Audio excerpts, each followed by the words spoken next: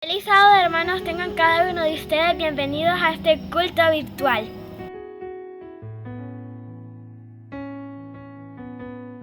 Ahora cantaremos el himno número 370, por la excelsa majestad.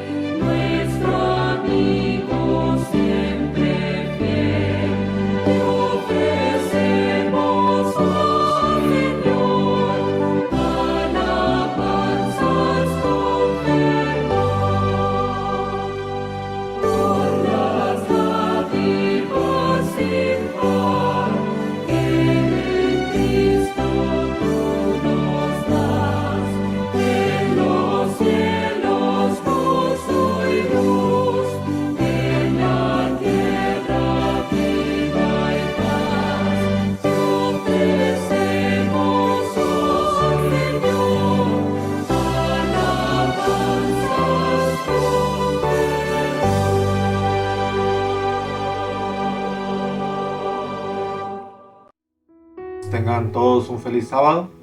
Vamos a ir al libro de Génesis. Al libro de Génesis capítulo 19, verso 15. Y dice de la siguiente manera.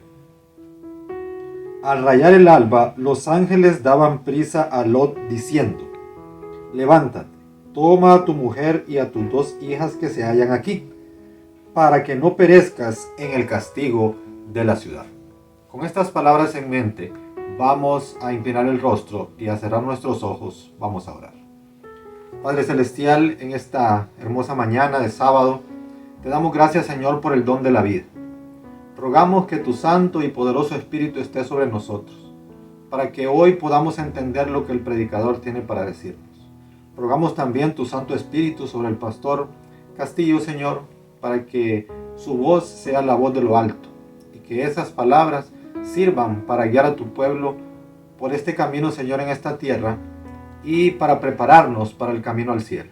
Gracias te damos nuevamente por esta posibilidad, Señor, de reunirnos de manera libre, y aún, Señor, tenés la posibilidad de arrepentirnos, de pedir perdón, Señor, y de ponernos a cuentas contigo. Así que hoy, Señor, nuevamente gracias de parte de tu iglesia, y pedimos tu Espíritu Santo nuevamente sobre nosotros. En el nombre de Jesús. Amén.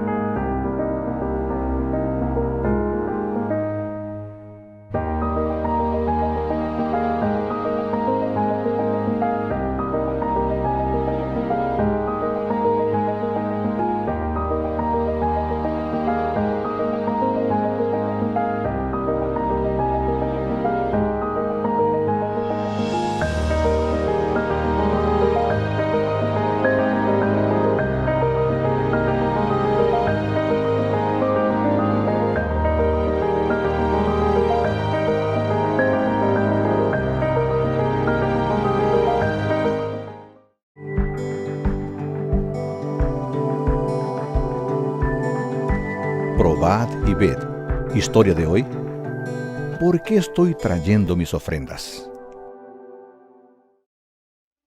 Pregunta rápida: ¿para dónde debe direccionar su diezmo si usted está decepcionado de su iglesia? Marta se hacía la misma pregunta porque no estaba conforme con su iglesia. Si usted, así como Marta, no tiene la seguridad de qué hacer con el diezmo en situaciones como esta, le invito a hacer un viaje en el tiempo para oír lo que el rey David tiene que decirnos con relación a este tema. El salmista dijo una vez: sacrifica a Dios alabanza y paga tus votos al Altísimo. Salmo 50, versículo 14. Él también dice: entraré en tu casa con holocaustos, te cumpliré mis votos. Salmo 66, versículo 13. De acuerdo, entonces dice: paga tus votos al Altísimo. Él está dejando bien claro que eso es algo entre usted y Dios. Es un acto de adoración. Por tanto, su diezmo nunca debe ser usado para evaluar el desempeño de su iglesia.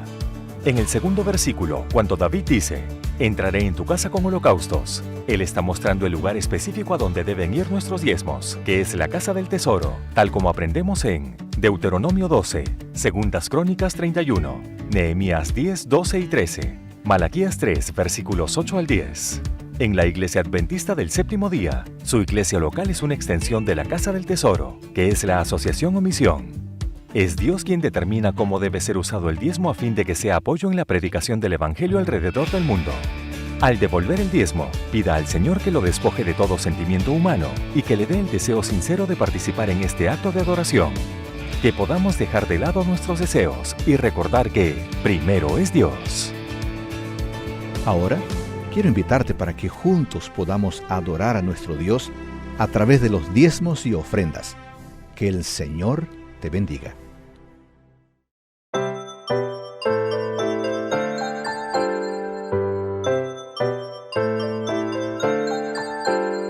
Llegó la hora de adorar al Señor. Llegó la hora de escuchar de su amor. Lindas historias nos van a enseñar a siempre en Dios confiar. Muy buen día. ¿Cómo están el día de hoy? Hoy quiero compartir con ustedes otra hermosa historia que nos deja una lección muy importante. La historia que tengo para contarles es sobre un jovencito muy atlético.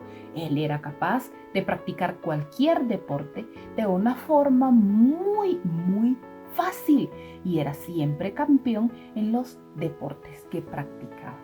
El nombre de este jovencito era José. José era un jovencito muy inteligente, muy hábil, muy educado, pero tenía una dificultad grande, y era que le costaba muchísimo obedecer. Vaya problema. José estaba listo para salir de clases. La hora había llegado y la escuela había terminado por el día de hoy. El timbre sonó y entonces todos emocionados, adivinen qué era lo que hacían. Brincaban de la alegría porque ya no seguirían recibiendo clases y podrían ir hacia sus casas. Todos se pusieron de acuerdo y le dijeron a José: José, ¿quieres que vayamos al río a nadar? Ay, José se le abrieron los ojotes y dijo: ¡claro que sí! ¡Quiero ir! ¡Qué emoción! José era bueno en todos los deportes, pero no sabía nadar. Estaba, según él, aprendiendo. Sus amigos prometieron enseñarle si él decía que sí. Ahora, había una dificultad. La mamá de José le había dicho siempre: ok, José, cuando la campana suene, tú tienes que caminar en dirección a casa, no desviarse hacia la derecha o hacia la izquierda, porque siempre hay ojos que nos ven arriba y saben que nosotros debemos obedecer.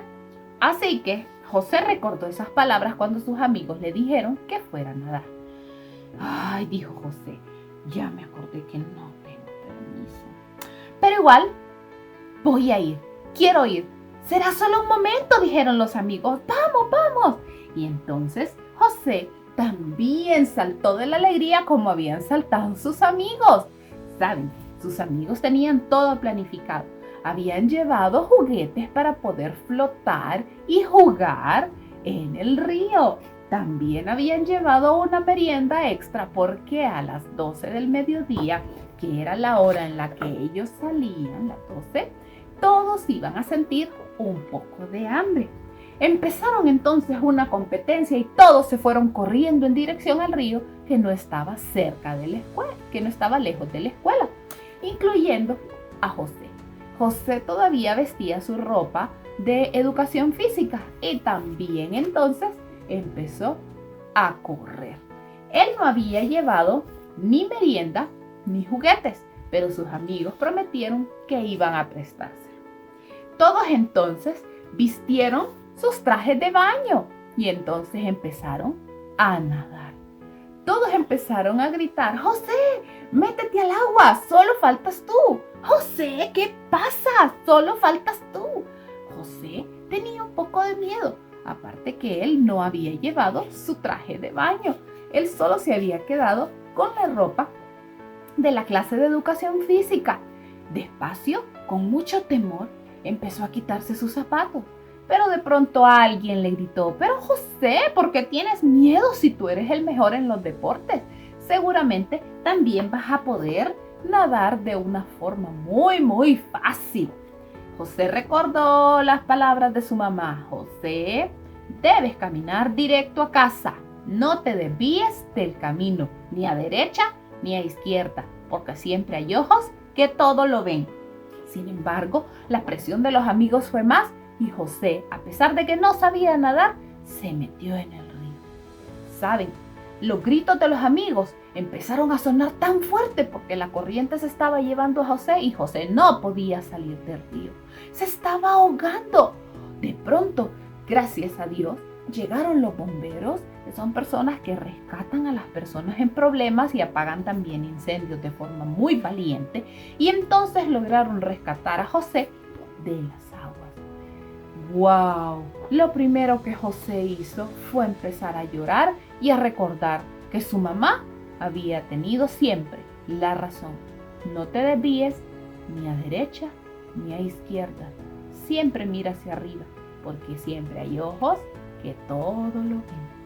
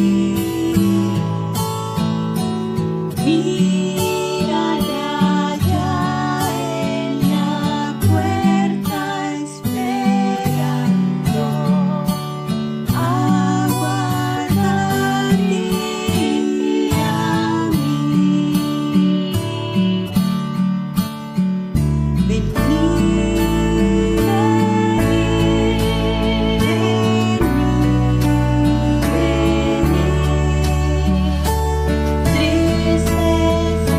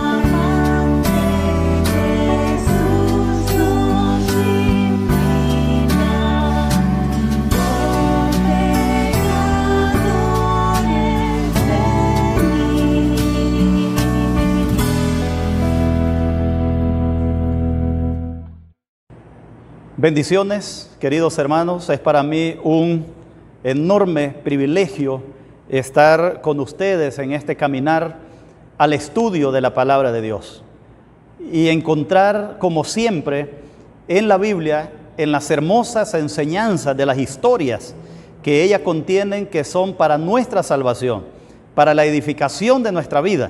Por lo tanto, cada vez que abrimos la palabra de Dios, cada vez que vamos a ella con reverencia, con respeto, con admiración, Dios tiene un mensaje para nosotros. Dios tiene una forma de hablarnos, de comunicarse con nosotros, de darnos su gracia y que nosotros podamos refrigerar nuestro caminar por este desierto del mundo y refrescar nuestra vida bajo la sombra del Omnipotente. Y como lo dijera el salmista David de una manera extraordinaria, mi alma tiene sed del Dios vivo, y como corre por las corrientes de las aguas el ciervo buscando el agua, así clama delante de ti, oh Dios, el alma mía. Maravillosas palabras para usted, querido hermano, y que hemos alcanzado estos días, esta historia que nos ha tocado vivir juntos en este mundo y en este lado de la eternidad. Por lo tanto, queridos hermanos, vamos a abrir la palabra de Dios, y mientras nos preparamos y que nuestro corazón y nuestra mente sea exaltada, glorificada y elevada hacia el trono de la gracia, vamos a inclinar nuestros rostros entonces y vamos a orar. Querido Padre nuestro que estás en los cielos, ponemos, Señor, delante de ti esta adoración, ponemos delante de ti esta ofrenda de estudio de la palabra, y que cada uno de nosotros, oh Padre bueno, seamos edificados para poder ser restaurada nuestra vida. Y en estos momentos difíciles que nos ha tocado vivir, que la gracia del Señor, la comunión del Espíritu Santo solemne pueda vivir en nuestra vida, Señor, para ser edificados con la palabra de lo alto. Quédate con nosotros y bendice cada uno de nuestros hermanos oyentes y nuestros hermanos que van a compartir la palabra con nosotros a esta hora. En el nombre que es sobre todo nombre, en el nombre de Cristo Jesús oramos. Amén. Amén. Bien, hermanos, hoy quiero compartir con ustedes una porción de la palabra de Dios que, para más comodidad de nuestra mente, para más comodidad de nosotros, los estudiantes, estudiosos de la palabra de Dios, lo hemos titulado Transformación y Renovación. Transformación y renovación de nuestra vida delante del sublime y del santo que todo lo puede. Para eso quiero hacer referencia a una de las fascinantes historias de la Biblia. Y me refiero a la fascinante historia de Lot y la relación que tuvo con Dios y la forma como se desarrolló la historia en las manos mismas de los ángeles que llegaron a advertirle del juicio que se avecinaba. Pero esa historia de Lot encierra grandes verdades, encierra grandes capítulos. En primer lugar, un hombre que con su familia fue fundando sus tiendas, dice la palabra, hasta llegar a Sodoma. Un hombre que fue de sangre cercana al gran patriarca, a Abraham, y que de esos viene él trayendo esa gran herencia de la familia maravillosa de Abraham y de los grandes hombres de Abraham, de los tiempos bíblicos como Isaac, como Jacob, Abraham. Y entre ese contexto se habla de este hombre llamado Lot, con una familia extraordinaria, con unas hijas extraordinarias, con un caminar con Dios, con un testimonio, un respeto extraordinario de la gente de Sodoma y de Gomorra. Y comienza la historia, o parte de la historia, cuando los ángeles de Dios son enviados a advertirle a Lot acerca de las cosas que iban a suceder.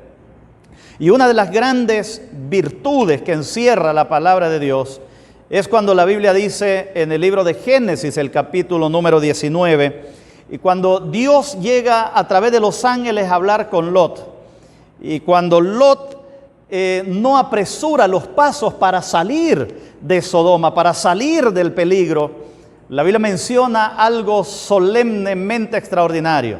Cuando dice, y Lot se detenía y titubeaba y no quería salir. Entonces la Biblia dice que los ángeles de Dios tomaron de la mano a Lot, a su esposa y a sus hijas, y las sacaron de Sodoma según la misericordia de Dios. Esa es la parte que me emociona, que la misericordia de Dios es tan grande que cubre al ser humano, que restaura al ser humano, lo cambia, lo levanta, le da sentido a la vida del ser humano, la gracia y la misericordia de Dios. Y ese día, hermanos míos, la gracia y la misericordia de Dios salvó a Lot, salvó a sus hijas. Es más, podemos decir, salvó a la familia de morir calcinados en la lluvia de azufre y fuego que estaba cayendo sobre Sodoma y sobre Gomorra. Pero esa es a manera de introducción, cómo Dios con esa gracia, con esa misericordia saca al hombre débil, al hombre inconstante, lo saca de una muerte segura. Pero hoy quiero centrarme en el conocimiento extraordinario que Dios tuvo de esa familia, pero de un momento específico que lo vamos a mencionar más adelante. Pero quiero hacer mención a dos versículos de la Biblia con relación a esa misericordia de Jehová para con Lot. La Biblia dice en el libro de Génesis, el capítulo número 19, y vamos a invitarles por favor a tomar su Biblia al libro de Génesis, el capítulo número 19 y el versículo 16. Que es el texto donde estoy sacando la primera referencia para la misericordia maravillosa de Dios y la forma como Dios trata al hombre pecador, indeciso. Y dice el versículo número 17, cuando ya estaban fuera de la ciudad, le dijeron, escapa por tu vida, no mires atrás, ni te detengas en ningún lugar de esta llanura, escapa al monte, no sea que perezcas. Cuando el ángel le da la orden a Lot de salir de Sodoma, le da las directrices que deben acompañarlo en ese caminar, en esa huida. Aunque era una emergencia, aunque era una crisis, estaba ya lloviendo fuego sobre Sodoma, el ángel de Jehová le aconseja a Lot y le dice, mira, haz algunas cosas mientras vas huyendo. Número 1, escapa por tu vida. Debes salir hacia adelante, debes correr, debes huir por la vida misma tuya. Y luego dice, no mires atrás de ti, ni te detengas, y llega y escapa hasta el monte. Quiero poner las bases, hermanos, con las palabras que el ángel está diciendo a Lot. Y las palabras que el ángel está diciendo a Lot son, escapa por tu vida. Debes huir, debes salir, debes correr, debes huir de Sodoma, debes huir, debes salir. Apresuradamente debes abandonar Sodoma. Pero luego le dice el versículo, no mires atrás de ti, no vuelvas a ver hacia atrás. Y luego le dice, y no te detengas en el monte, en el camino. No mires detrás, no te detengas en el monte, no te detengas en el camino, perdón. Llega hasta el monte y allí en el monte luego le dice, escapa por tu vida. Ahora, hermanos queridos, lo maravilloso del relato y de estos versículos que acabamos de ver es la intención de Dios y la forma como Dios trata a este hombre pecador y su familia. Y cómo Dios se interesa que ellos salgan. Pero quiero centrarme en las órdenes de Dios a ellos y el consejo que Dios le da en la huida. Primero dice el versículo 17, escapa por tu vida, debes huir. Número 2, no mires hacia atrás, no debes volver a ver hacia atrás. Y no debes detenerte en el camino por ningún motivo. Debes huir, debes seguir, debes escapar. Y debes llegar al monte y éntrate al monte. Y quédate allí en el monte para que no perezcas con el castigo de la ciudad. Ahora, hermanos queridos, pero en el versículo número 26, comienza la historia a complicar la condición de la familia, a complicar la condición de la esposa de Lot y lógicamente de sus hijos y de toda la familia. El versículo número 26 dice lo siguiente: entonces la mujer de Lot miró atrás, a espaldas de él, y se convirtió en una estatua de sal. Hay algunas versiones de la Biblia que dicen que lo que hizo la mujer es que venía detrás de Lot.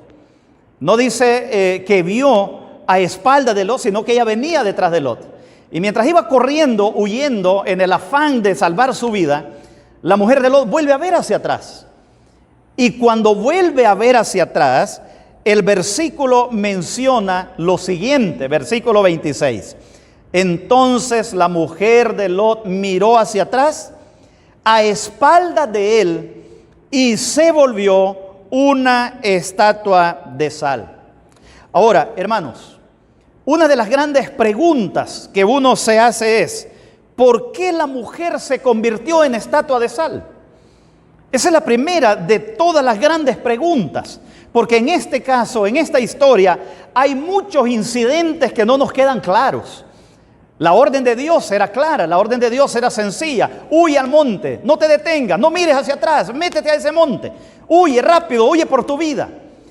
Pero lo extraño es, ¿por qué la mujer de Lot se convierte en una estatua? Y prácticamente una estatua de sal.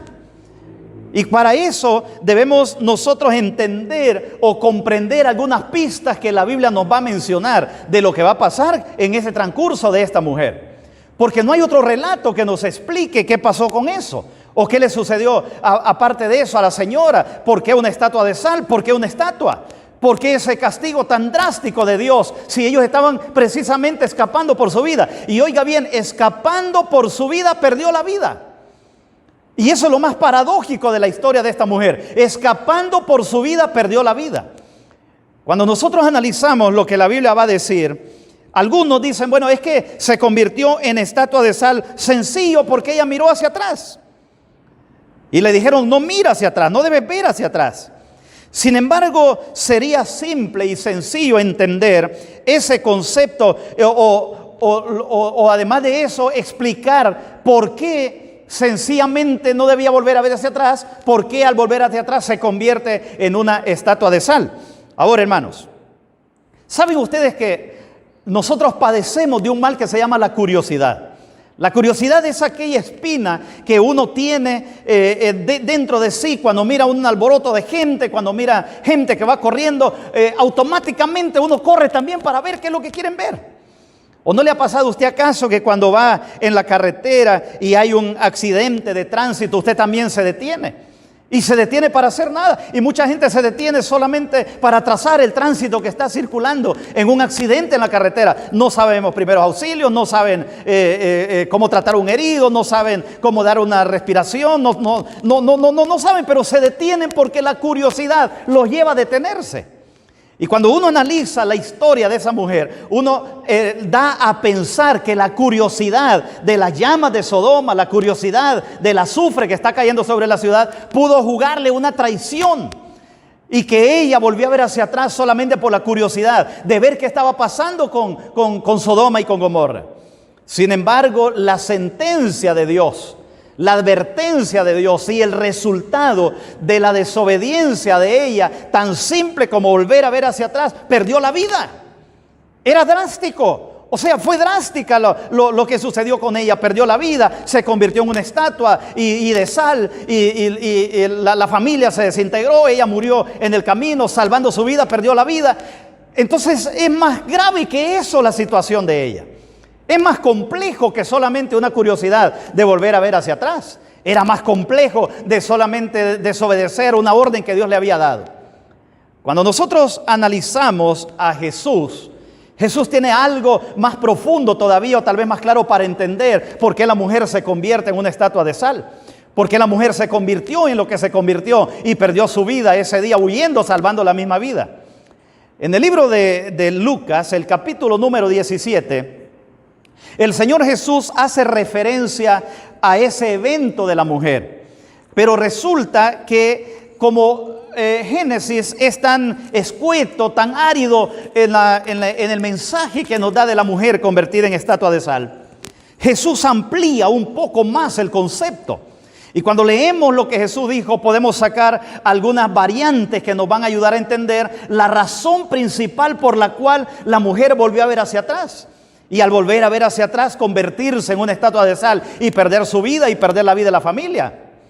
El libro de Lucas, dije, el capítulo número 17 y el versículo número 28 al 32, Jesús hace referencia a la mujer.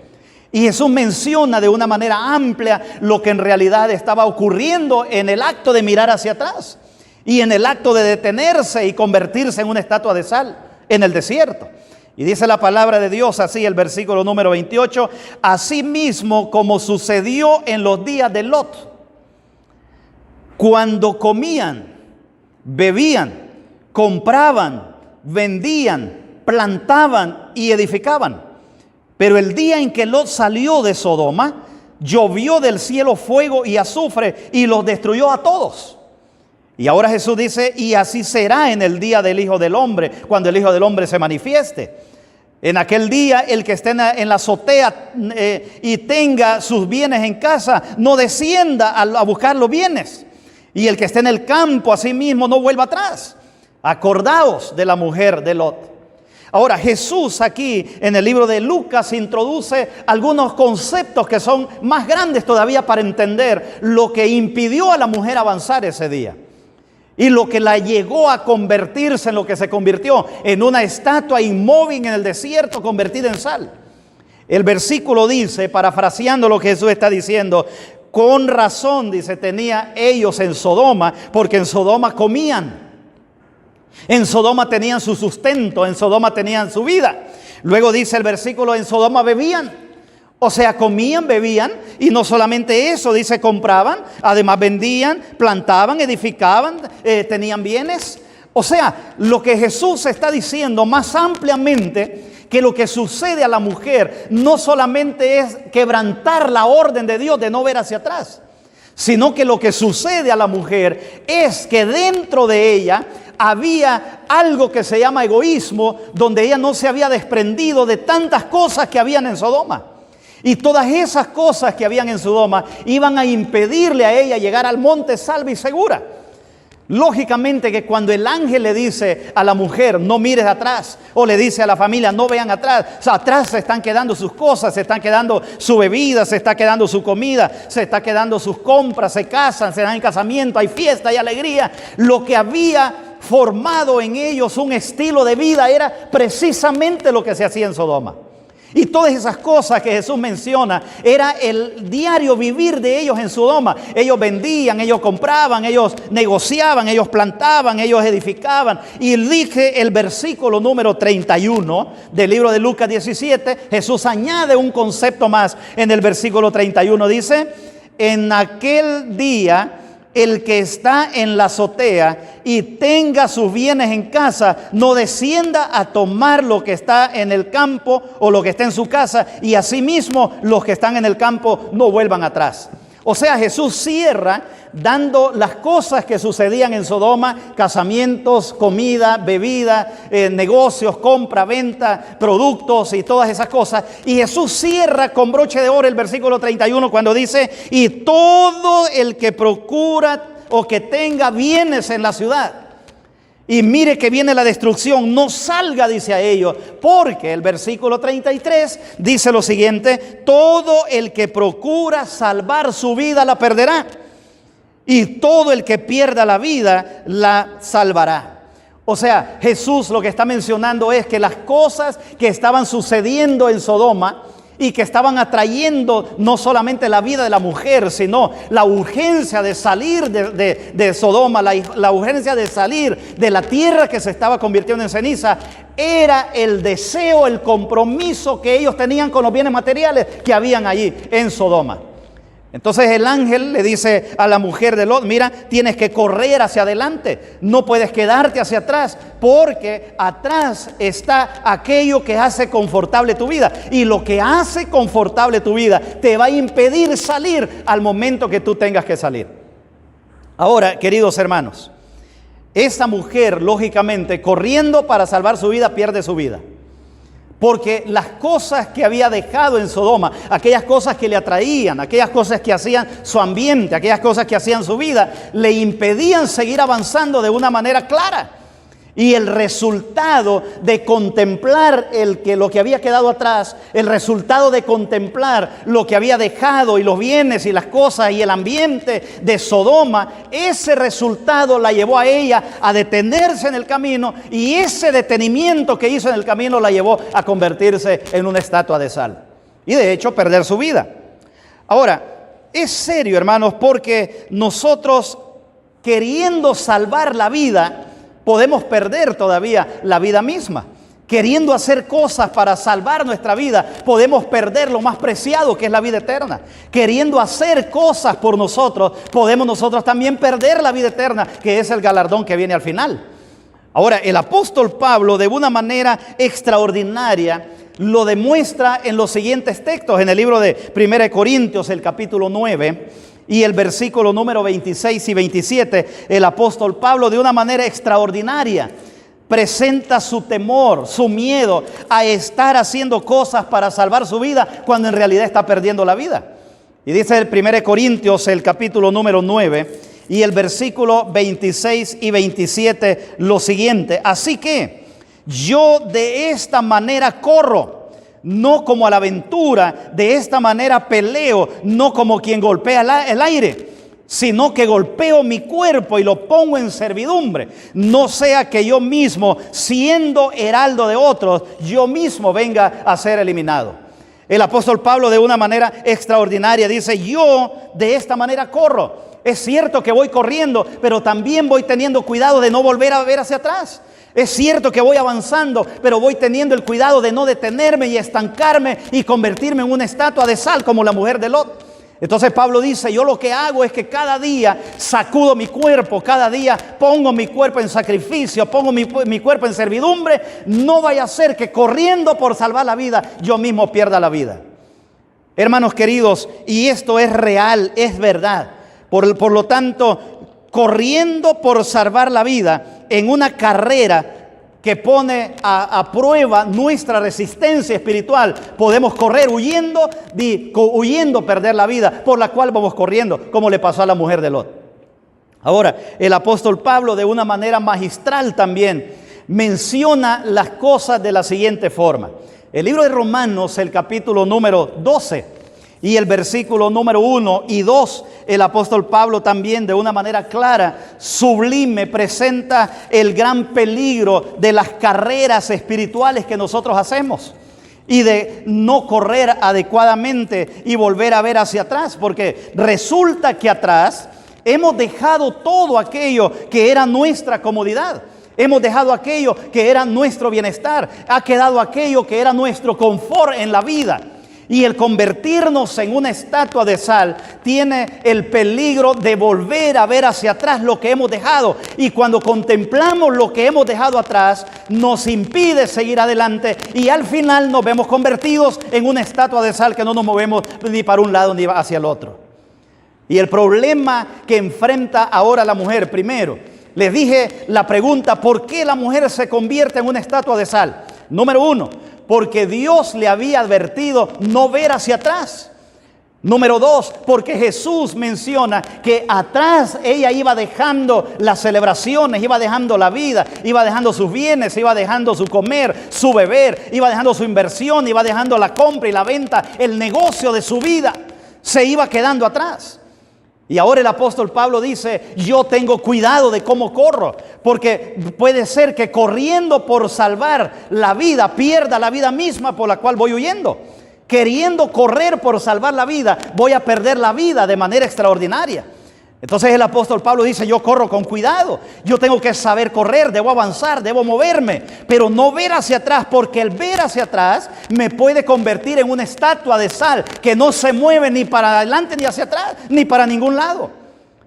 Ahora el apóstol Pablo, en el libro de Romanos, el capítulo número 12 y el versículo 1 y 2, presenta algo extraordinario que quiero relacionar un poco con la mujer, la estatua de sal allá en Sodoma. Dice el versículo número 1 y 2 así: por lo tanto, hermanos, os ruego por las misericordias de Dios que presentéis vuestros cuerpos como sacrificio vivo, santo, agradable a Dios, que es vuestro culto racional. El apóstol Pablo menciona una palabra clave que no tienen las estatuas, y es la vida.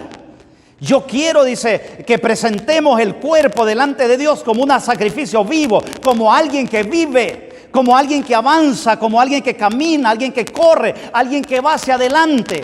Y deben presentar vuestro cuerpo en sacrificio. Y le está hablando a la iglesia, le está hablando a ti, me está hablando a mí. Hermanos, amigos, tienen que presentar vuestra vida en sacrificio vivo, activo, que se mueva hacia adelante. Y el versículo número 2, el apóstol Pablo, de una manera extraordinaria, va a dar un giro total para lo que venimos hablando de esta estatua o de esta mujer convertida en estatua de sal. Y dice el versículo número 2, no os conforméis a este siglo, no os conforméis a este siglo o a este mundo, sino transformaos por medio de la renovación de vuestro entendimiento, para que sepáis cuál sea la buena voluntad de Dios, agradable y perfecta. Yo debo hacer, hermanos queridos, con ustedes un alto a lo que el apóstol Pablo viene a mencionar. El apóstol Pablo, les dije, menciona por lo menos 4 cosas que son fundamentales para evitar convertirse en una estatua de sal inanimada, para evitar convertirse en una estatua que no avanza ni adelante ni hacia atrás. Y lo que la mujer hace es que cuando vuelve a ver hacia atrás, ya lo vimos claro, Jesús dijo, le atraía la vida de Sodoma, le atraía los negocios, le atraía la vida, le atraían los bienes, y todo eso la hizo volver a ver hacia atrás. Pero el versículo dice, el apóstol Pablo dice, hermanos, para no convertirse en una estatua de sal, presenten vuestro cuerpo en sacrificio vivo. Y el sacrificio vivo es la acción, es el movimiento, es el trabajo, es no estar quietos, es no quedarse estancados en ningún lugar de la historia de la humanidad, de la historia de tu vida, de la historia de la iglesia, de la historia de la sociedad. Nunca podemos quedarnos estancados como una estatua en el camino. Porque la estatua en el camino no se mueve, simplemente derrite sal, simplemente derrama sal, no avanza hacia ningún lado. Y el apóstol Pablo dice, tengan vida, tienen que moverse hacia adelante, tienen que vivir, tienen que trabajar, tienen que hacer, tienen que evangelizar, tienen que predicar el evangelio, tienen que trabajar mientras Cristo venga. Ahora el apóstol Pablo menciona algunos elementos que son fundamentales. Y el apóstol Pablo dice, no os conforméis. No os conforméis. Vamos a leer otra vez el versículo número 2. No os conforméis a este siglo. No os conforméis. Hermanos, ¿está conforme usted? Nos conformamos. Saben que los seres humanos somos dados a conformarnos. Nos conformamos rápido. Nos adaptamos rápido, y el adaptarnos en una situación, el adaptarnos a una circunstancia, en adaptarnos a un estilo de vida, nos hace momias que no nos movemos hacia adelante. El adaptarnos a un estilo de vida, el adaptarnos a un tipo de trabajo, el adaptarnos a un nivel social, el adaptarnos a prácticas, a costumbres y a reglas, aunque sean buenas, a veces impiden el crecimiento de la iglesia o impiden el crecimiento de tu fe. Y nosotros los seres humanos tenemos una tremenda desgracia, que nos gusta conformarnos con lo que ya tenemos. Nos gusta conformarnos con los planes, nos gusta conformarnos con las ideas, nos gusta conformarnos con lo que nos dan, nos gusta conformarnos con lo que ya tenemos. Y ese conformismo está dañando nuestro crecimiento espiritual. Ese conformismo está dañando la iglesia, ese conformismo está dañando la vida, ese conformismo está dañando el liderazgo, ese conformismo está dañando nuestra vida espiritual y nuestro crecimiento. Por eso el apóstol Pablo dice, no se conformen. No se conformen a este mundo. Este mundo tiene, este mundo da, este mundo ofrece. Pero es peligroso conformarse a este mundo, porque el conformarnos a este mundo nos impide escudriñar nuevos estilos, nuevas estrategias y nuevas formas para seguir adelante y seguir creciendo. Y terminamos convertidos en estatuas de sal.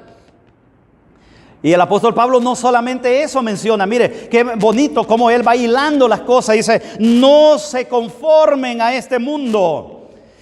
El primero es el conformismo, al cual el apóstol Pablo habla. Y luego dice el versículo número 2, sino transformaos.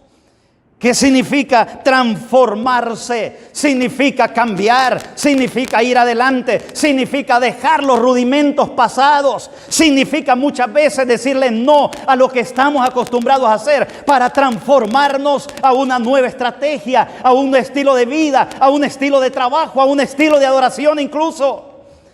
El apóstol Pablo está preocupado porque nuestra mente no es un sacrificio vivo, porque el que tiene vida se mueve hacia adelante, porque la transformación viene cuando no nos acostumbramos a un solo estilo de vida, de cosas que hacemos.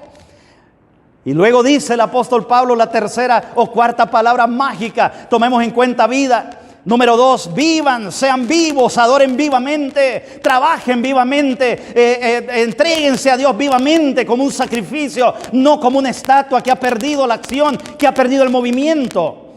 Y luego dice el apóstol Pablo, no se conformen, no hagan una casa para quedarse, no hagan un espacio para vivir la eternidad en este mundo. Sigan creciendo, sigan avanzando, sigan yendo hacia adelante, porque el único que se queda estancado es la estatua que está embelesada y acariciando el pasado, o cómo se hacían las cosas en Sodoma. Y eso es lo que mató a la mujer de Lot, que ella estaba acostumbrada a Sodoma, no soportaba un nuevo cambio, no soportaba un nuevo estilo, no soportaba nuevas ideas, nuevo trabajo, nuevas planteaciones, nuevas cosas para hacer. Y lo único que hizo fue convertirse estáticamente en una estatua de sal. Y el apóstol Pablo dice, vivan como un sacrificio delante de Dios. Número 2, no se conformen a este mundo, no se conformen a lo que se hacía el año pasado, no se conformen a lo que se hacía hace 10 años, no se conformen a lo que se hacía antes. Si no, dice Pablo, transfórmense, transformen su mente, transformen sus ideas, transformen las estrategias, transformen la forma de vivir, transformen la forma de trabajar, transformemos la forma de hacer evangelismo, transformemos la forma de predicar, transformemos la forma de hablar, transformemos la forma de anunciar que Cristo viene. No podemos seguir llorando, hermanos, por el pasado. No podemos seguir llorando por cómo lo hacíamos antes. No podemos seguir lamentándonos. El mundo ha caído en una terrible depresión y parece ser que la iglesia va detrás de él también. Y hemos estado en un año crucial, en un año clave, y muchas personas se lamentan porque no pueden llegar a la iglesia a adorar, porque no pueden llegar a la iglesia a hacer un grupo base, porque no pueden llegar a la iglesia. Entonces, hermanos, tenemos que reorganizar nuestras ideas, tenemos que transformar nuestra forma de hacer las cosas, tenemos que transformar la forma incluso de adorar delante de Dios, porque no podemos seguir contemplando el pasado. Y saben, hermanos míos, que el pasado a veces es bueno, pero es pasado. Y a veces el pasado, por malo que sea, tiene que quedarse atrás para poder avanzar hacia adelante. Y a veces el pasado, por bueno que sea, también tiene que quedarse atrás para crear nuevas estrategias, para crear nuevas ideas, para crear nuevas formas. Hoy es el momento, iglesia, que nos levantemos y creemos nuevas ideas. Si no podemos ir a los templos, pues hay que hacer otra idea. Si no podemos reunirnos en grupo base, pues hay que hacer otra manera. Pero la iglesia debe seguir trabajando, porque Cristo sigue trabajando todavía.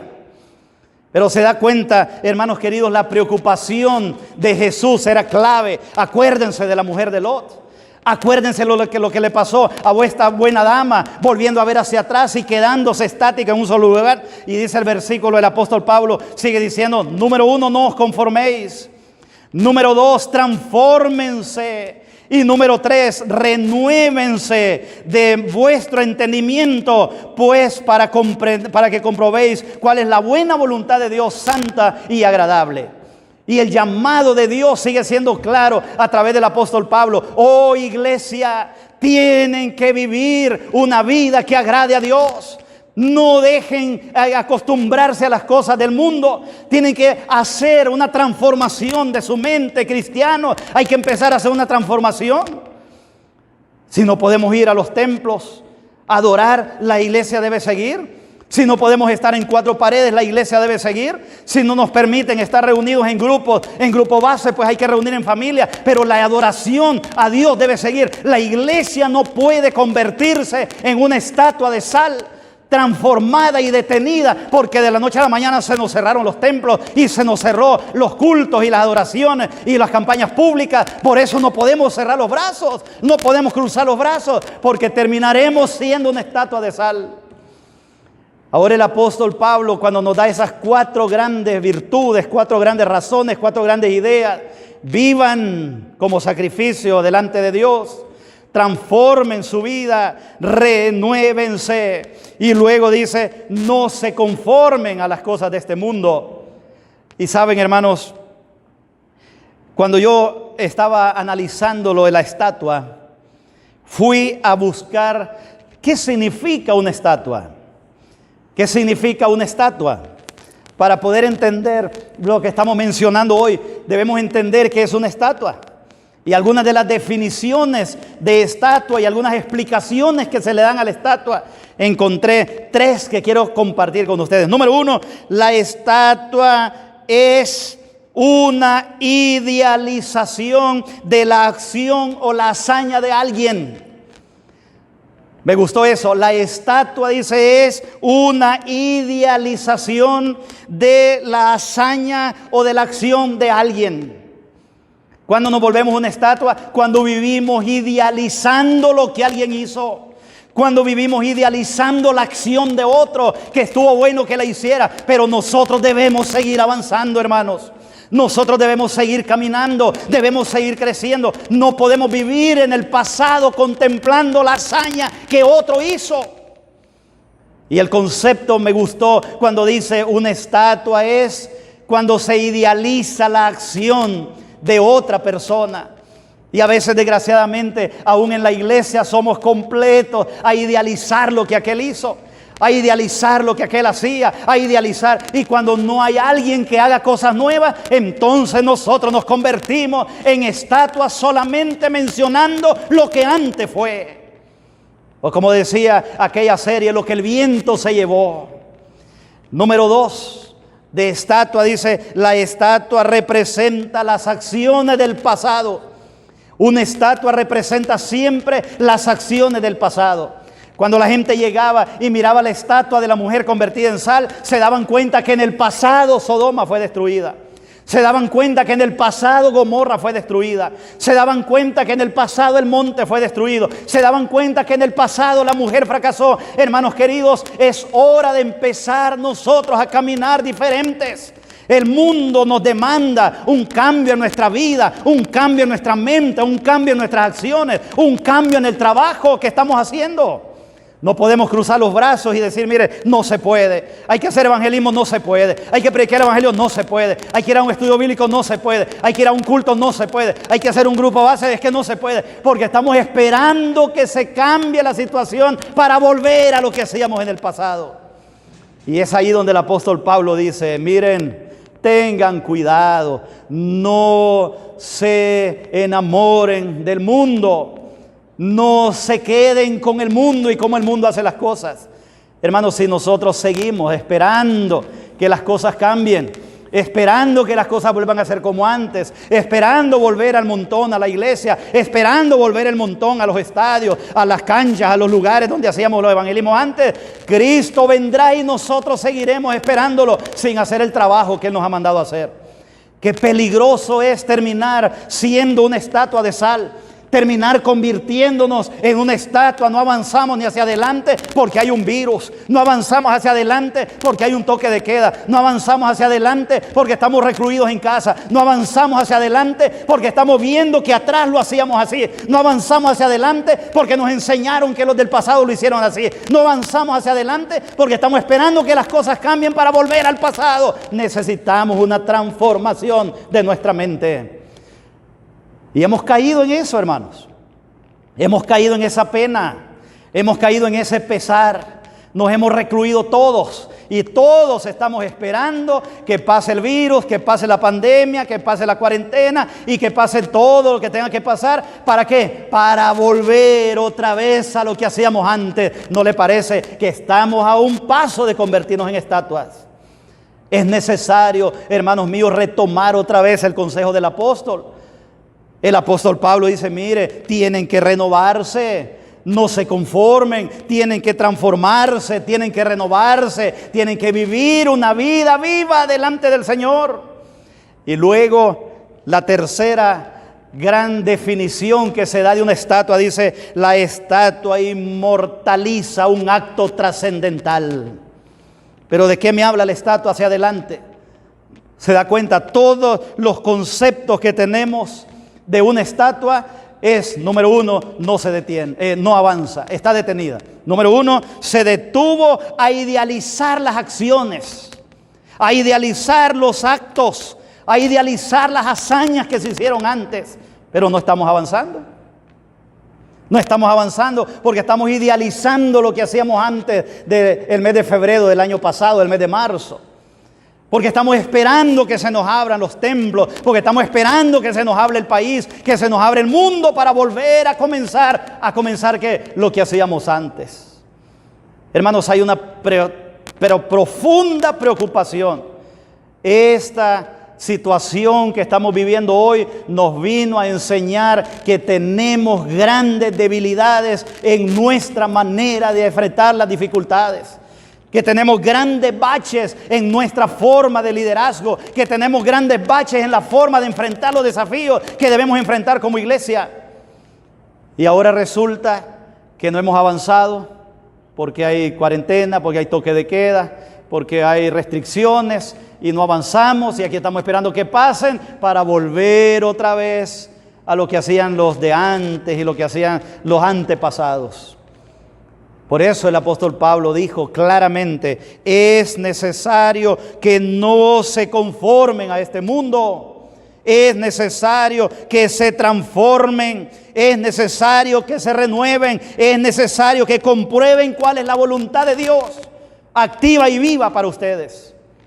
Solamente permítame mencionar, aquí en el lugar donde yo estoy trabajando, nos golpeó igual la pandemia, vino los toques de queda, vinieron los problemas que ustedes saben, y algunas iglesias se detuvieron.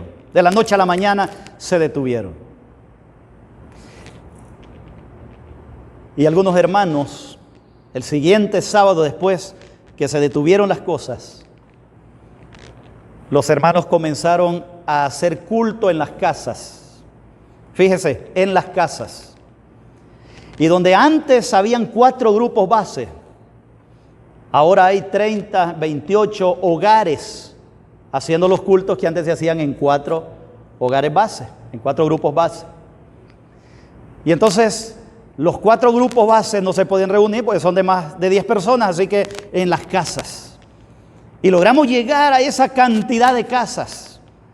En cada casa un culto, en cada casa un culto por la mañana, en cada casa un culto domingo, en cada casa un culto miércoles, en cada casa. Y empezamos a trabajar en esas casas.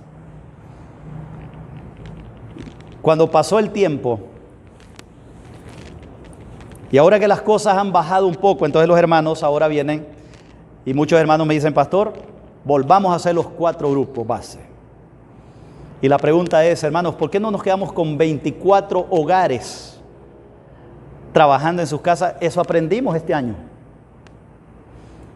Y algunos hermanos dicen: no, está correcto, está correcto. Entonces cada hogar donde hubo culto durante este año de pandemia, ese hogar ahora no se deshace, ese hogar ahora es un grupo base, en casa, su casa.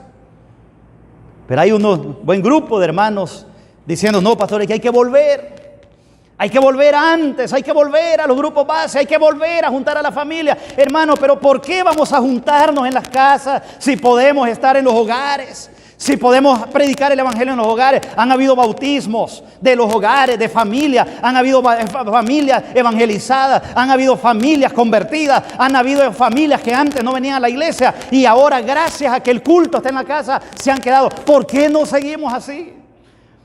Y entonces algunos dicen: pastor, porque nos hace falta volver a como estábamos antes. Mis queridísimos hermanos, analicemos nosotros hoy y comprobemos si no nos hemos quedado petrificados también.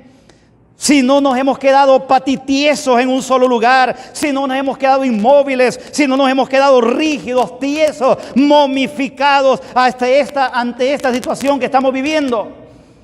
porque no hemos sabido en muchos lugares dar un paso hacia adelante, y lo más fácil es volver a ver hacia atrás y quedarnos como estatua en el lugar, esperando que se acaben las llamas para volver otra vez a Sodoma. Hace unos días, hermanos míos, leí un rótulo que decía: no volveremos a la normalidad, porque el problema era la normalidad. Y me gustó eso, no volveremos a la normalidad, porque el problema era la normalidad. Una empresa que va avanzando y que ha creado un sinnúmero de estrategias nuevas para seguir adelante, que nunca se les hubiera ocurrido en el pasado en la normalidad. Entonces ellos dicen: no volvemos a la normalidad, porque el problema era la normalidad. Y tú, iglesia, y yo, iglesia, y nosotros, iglesia, ¿cómo estamos manejando esta diversidad? ¿Cómo estamos manejando estos conflictos? ¿Cómo estamos manejando? ¿O acaso estamos sumergidos en una petrificación? ¿Estamos sumergidos en una momificación? ¿Estamos tiesos esperando que las cosas cambien, que las cosas se arreglen? No para avanzar, sino para volver al pasado. Y usted sabe que la historia de Israel fue marcada por gente que no avanzó y no entró por querer volver a Egipto, a comer pescado, a comer carne y a comer en las ollas, y no pudieron avanzar. Queridos hermanos, yo creo que ha llegado la hora que nosotros tomemos decisiones serias y concretas en nuestra iglesia para no estancarnos, para no quedarnos inmóviles, para seguir avanzando. El tiempo nos demanda que avancemos. Dios está esperando que avancemos. No podemos quedarnos petrificados, no podemos quedarnos estáticos, no podemos quedarnos parados en un solo lugar esperando que las cosas se nos abran para no avanzar, sino para volver hacia atrás. Yo creo que ha llegado la hora que cada hogar sea una luz, que cada hogar sea un centro evangelístico, que cada hogar sea un centro de estudio, que cada hogar sea un centro de oración. Olvídese de las cuatro paredes, olvidémonos incluso de muchas cosas que practicábamos antes en las cuatro paredes y practiquémoslas ahora en nuestra realidad. No se detengan, decía Pablo, no se conformen al mundo, sino transfórmense, renuévense, busquen la voluntad de Dios sana y perfecta.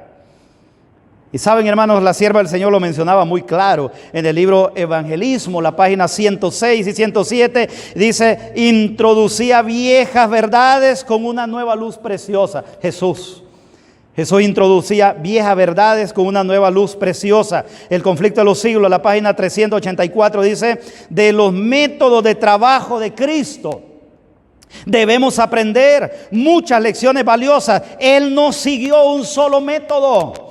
Cristo nunca se momificó en un solo estilo. Por eso discutía, por eso salía adelante, por eso no lo querían, porque nunca aceptó ser un paso estático en el tiempo. Cristo renovó incluso la fe de aquellos más férrimos cristianos que habían en su tiempo, porque Cristo no se sujetó a un estilo de vida pasado para volver a repetir lo mismo del pasado.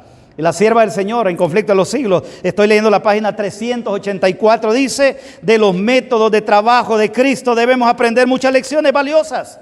Él no siguió un solo método. En diversas formas procuró captar la atención de las multitudes, en diversas formas. Pero nosotros, hermanos, si no es en la iglesia, no estamos bien. Si no es en los grupos base de antes, no estamos bien. Si no es en la lección de escuela sabática, no estamos bien. Si no es un sermón, no estamos bien. Y entonces nos está pasando lo mismo de la mujer de Lot. Estamos quedando estáticos en un solo lugar.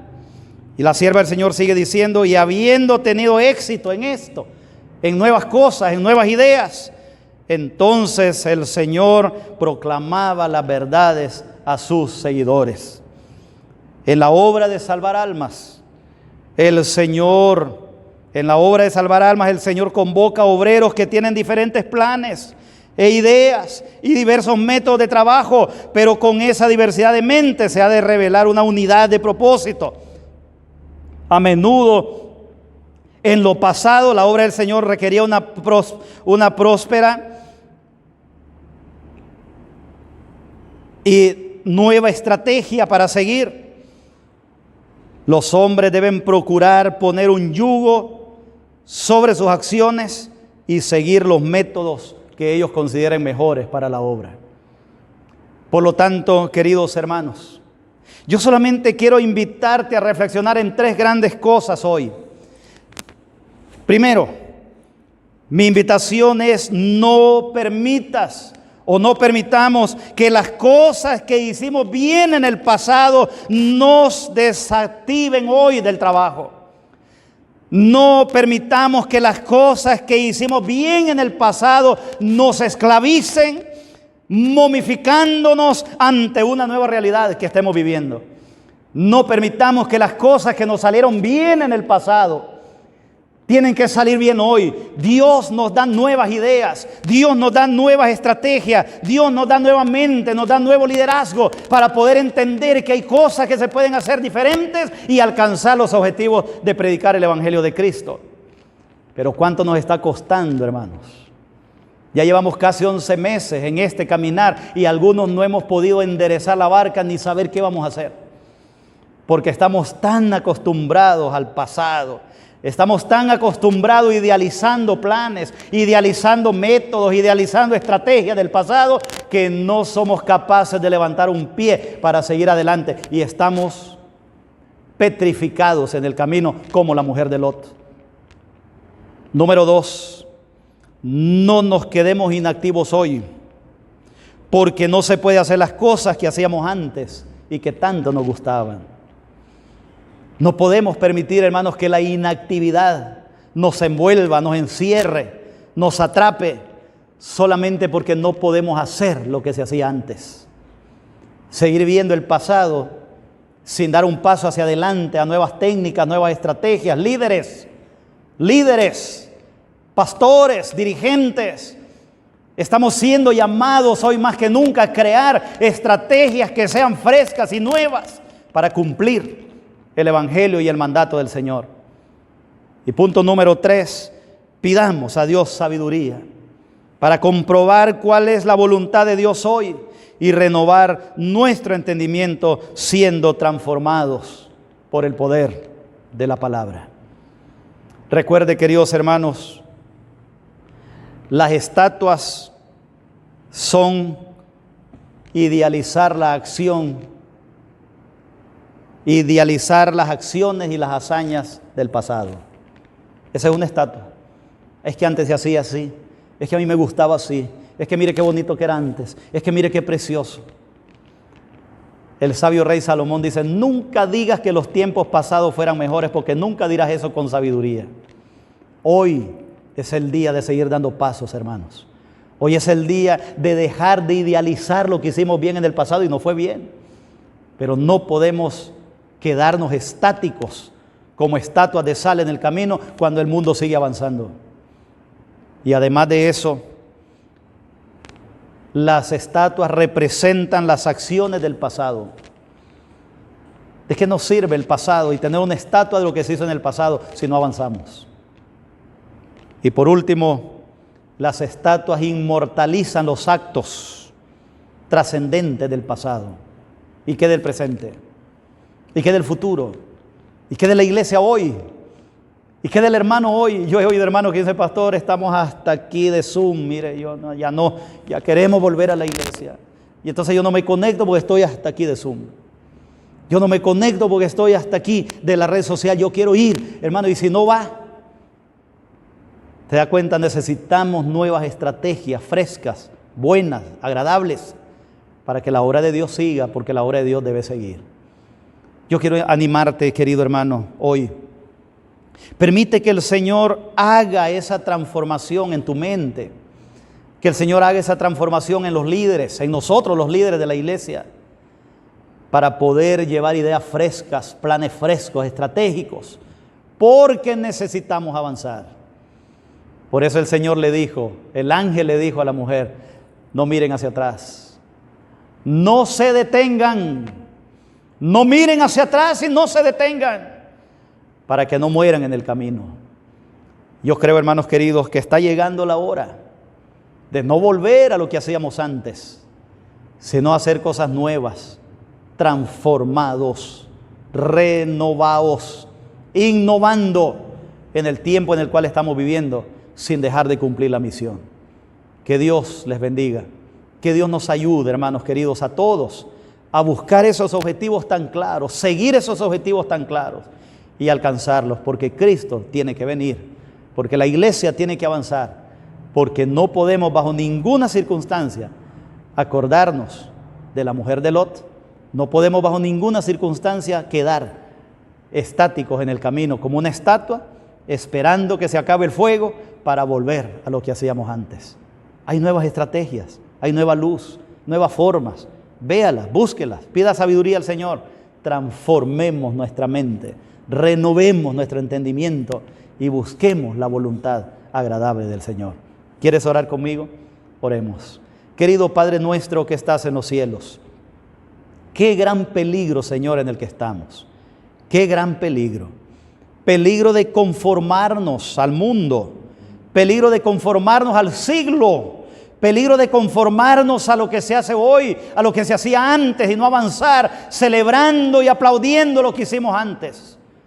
Señor, toma tus líderes, toma tus pastores, Señor, toma los ancianos de la iglesia y crea en nosotros ideas, estrategias nuevas, frescas, bonitas, atrevidas, agradables a ti, para seguir avanzando. Señor, no dejes que nos detengamos. No permitas que nos detengamos. El mundo sigue girando, el mundo sigue, los días siguen corriendo, las horas, los minutos, los segundos siguen. El mundo sigue avanzando. No dejes, Señor, que tu iglesia se quede estática, se petrifique, se quede inmóvil, inamovible en una sola posición, cuando hay muchas cosas que podemos hacer para el reino de los cielos.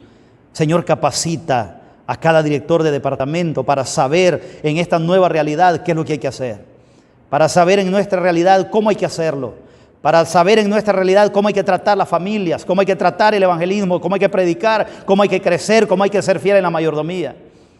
Enséñanos, Señor, porque somos tu pueblo. Danos ideas frescas, ideas nuevas, y no permitas que terminemos petrificados nosotros como la mujer de Lot. Acuérdate, iglesia de la mujer de Lot. Nos acordamos de esas palabras de Jesús, de esas palabras maestras que Jesús nos dio. Señor, guárdanos de quedar estáticos, contemplando las momias del pasado, ya sean buenas o malas, y permítenos avanzar hacia adelante, como viendo al invisible. En el nombre de Cristo Jesús. Amén. Amén. Mis queridos hermanos, Dios les bendiga y fue muy grato estar con ustedes. Hasta la próxima. Finalizaremos cantando el himno número 55. Grande Señor es tu misericordia.